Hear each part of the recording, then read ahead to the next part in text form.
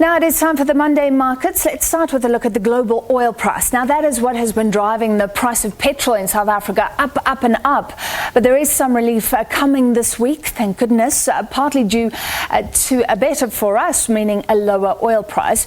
Let's look at this and another indicator impacting our fuel price. The good news is that oil prices globally dropped further today, and you can see that it's significant. This is as manufacturing data from China changed expectations of future demand. Now, China has imposed strict COVID-19 lockdowns that dented factory activity in June. So Brent crude oil futures fell, and these lockdowns snuffed out a brief recovery for factory data. So this is all about China's future prospects. Remember, it's the world's largest importer of crude oil. Futures are down by nearly 4% at one stage, below $100 per barrel, which we haven't seen for a little while. Now, on the other hand, the rand strengthened, and that's also good news for the fuel price. It was up by around 1%. Now, we do say minus because, in fact, it falls against the dollar, but that means that the rand is strengthening. It takes less rand to buy $1. And today we're looking at a price of around 16 rand 40 or so. That was due to dollar weakness on expectations that the U.S. Fed Reserve may slow the pace of interest rate hikes.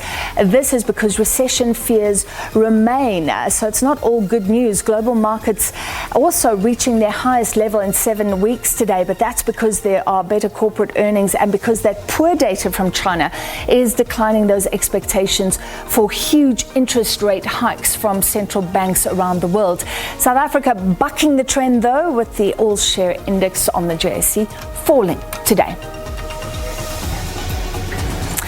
All right, so these are the market forces pushing and pulling our petrol price. Motorists are cheering the first petrol price decrease in months. The Department of Mineral Resources and Energy announced at the weekend that petrol for both 93 and 95 unleaded falling by R1.32 on Wednesday. Diesel will come down by 88 cents per litre. It comes after a series of rate hikes as the impact of the war in Ukraine bites. In July, fuel prices were up by more than 10%. Now, this month, the fuel petrol levy will be reinstated, by the way. It was reduced in April to cushion consumers from those skyrocketing prices. The temporary reduction of R1.50 per litre was reduced to 75 cents per litre in July. Now it's gone, so we're paying the full levy on petrol. To discuss, we're joined by Robert Maake, who is the Fuel Pricing Mechanism Director from the Energy Department. Thank you for being with us, Mr. Maake. Is this the start of falling prices, or are we not that lucky? Good afternoon and good afternoon to viewers. I think let's hope and pray that this is the beginning of the falling of the fuel price. Even if the oil price is going down, I mean, let's be honest, that's because there are fears of recession around the world. So it's about interest rate hikes, but any sort of recession globally is not good for us either. Yes, I cannot comment much on economic issues, but yeah, the oil prices should actually be expected to go down. Remember, the Organization of Petroleum Exporting Countries took a decision 2 weeks ago to increase production so that they can bring more oil into the market. And they are meeting again this week. Let's wait and see. The price is coming down, but let's look at 95 unleaded in Gauteng. So that is the most expensive form of petrol because you also have to transport it inland. It was 26.74, so it's coming down, let's say 25 rand. Compare that to January 2020 when it was 16 rand. So over 2 years, motorists are essentially paying around 10 rand more per litre. Is that correct? And try to give us a sense of the impact and the significance of that. Yeah, it's unfortunate because we are comparing with the time when we had COVID situation, when the supply of petroleum products, there was no demand for petroleum products in the market, and the prices actually dropped by a bigger margin. So maybe a better comparison will be pre-COVID situation, and now you might get a different picture. Yeah. All right, Mr. Maake, the levies are still a hot topic, and they still make up about a third of the price. Correct me if I'm wrong. Government has taken away this support that was a small reduction in the levy. Is there anything else on the cards if the war in Ukraine goes on relentlessly and we start to see those very significant increases coming back? Well, we like to believe that the market is actually trying to readjust itself, given that the war in Ukraine has actually been sustained over a period of more than 3 months now. So the market is rearranging itself, and hopefully that will not be a factor.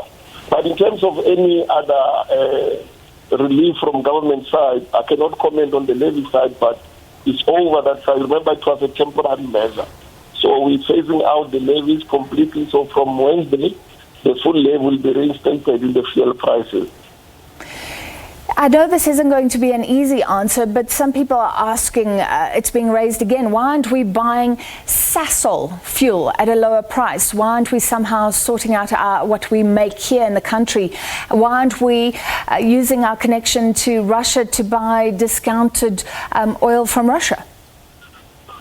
Yeah, there are two questions there. The one is about SASOL, and the second one is buying cheaper oil or whatever product from Russia. I mean, yeah, the reason why, even if you can buy from Russia, the problem is our refineries here are owned by the companies based in Europe, and because of the sanctions, they won't be able to process that crude oil in any case. That's number one. Then the issue of SASOL, one of the main reasons why SASOL cannot sell at any other price is because of the regulated price. Price is regulated in a regulated environment, everybody sells at that price. It is for one of those reasons why we are going to introduce a price cap and see if SASOL can be able to sell 93 octane at a lower price than any other company, or if anybody else will be able to do that. But in a regulated environment, you all sell the regulated price. And you've just raised the issue, thank you very much, of deregulation, which may help because then retailers can drop the price of fuel. But they've said it'll crush them because they can drop the price, but they can't raise the price because of that cap that you're talking about. So they can go down but not up. And they say the margin is so small to start with. It'll affect black-owned businesses, the smaller petrol stations.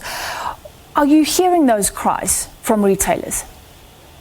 Yeah, look, we as we're probably aware, the department is publishing the tender bullet in the government gazette.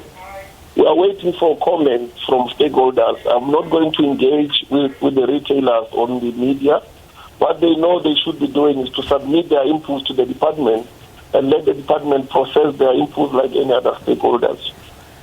All right, so really not much hope for motorists except the hope that, yes, we will see the start of a trend now of oil prices coming down. And, of course, today the rand is a bit strong, but that hasn't always been the case. Thank you very much, Robert Maake from the Energy Department, the Fuel Mechanism.